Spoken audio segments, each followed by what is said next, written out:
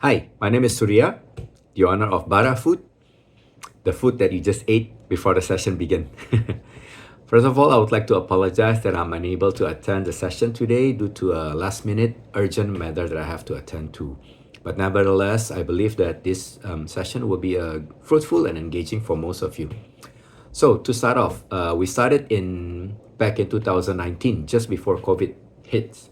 So for F&B, it was a big challenge for us, but nevertheless, we managed to survive. And not only survive, we're actually quite thriving in Singapore. And we have now we have three outlets and counting. One in Tanjung Pagar, one in Vivo City, and in the East area, Simei. So we always believe that with good product, the business will take care of itself. But having said that, running a restaurant serving Indonesian cuisine in Singapore is not that easy, and there's a lot of challenges also. For starter, even though we are running Indonesian food and we are dealing with Indonesian flavors, our supplies actually, most of our supplies actually came from Malaysia. Now, why is this so? I think it's due to, first of all, it's border access, probably is easier, cost, and probably some trade policy that Singapore has with Indonesia that probably is different than Malaysia. And we feel that this is actually a missed opportunity because even though the Singapore market is small and not as big as in Indonesia, but there are still potential to be had. And we hope that, in the future, they could be rectified. This issue can be rectified. And I believe the attaché from Ministry of Trade in Indonesia are working for the solution for this. So definitely we would like to have the original ingredients for our food that come directly from Indonesia. But sometimes due to cost, like I said, due to easier access, timing wise, supplier and all this thing, it's not always that easy. So we really believe that with the right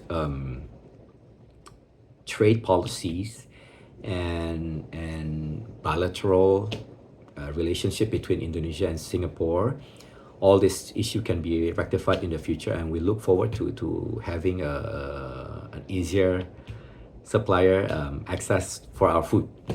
And secondly, if we talk about how Indonesia economy and Singapore economy impacting our business, I would say the major factor will be also the tourists.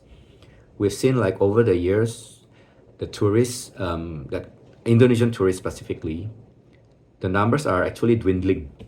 It's not as fantastic as it was a couple of years back, and this is probably due to Indonesia rupiahs having a weaker value, could be, or probably other countries like Malaysia or Japan that are actually offering better, cheaper alternative for holiday spots. There are more things to view in Japan, for example. We don't know. But having an outlet in Vivo City, which is one of the hotspot for tourism, Indonesia tourism actually, it's definitely we've seen the trend going downward, and we hope that you know it can be fixed. This issue can be fixed, and we can have a boost in Singapore tourism, tourists from Indonesia also, because it's indirectly impacting our revenue.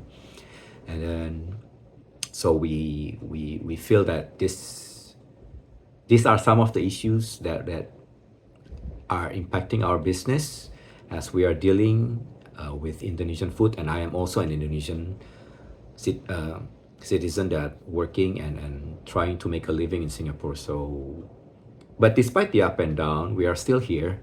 We're dishing out delicious food for our customer, because mainly our customer also a lot of Singaporean and other tourists also. And we are still here rolling with the punches, and we're confident with the future. We feel that there are a lot of potential to be had with Indonesian and Singapore bilateral trades.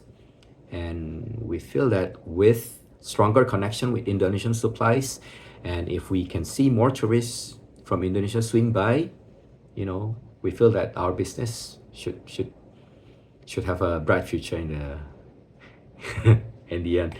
So here's to keeping up the good vibes, and thank you so much for your time. And I would like to also thank you, Pak Stefanus, for arranging this business networking session, and hopefully you guys will have a good one.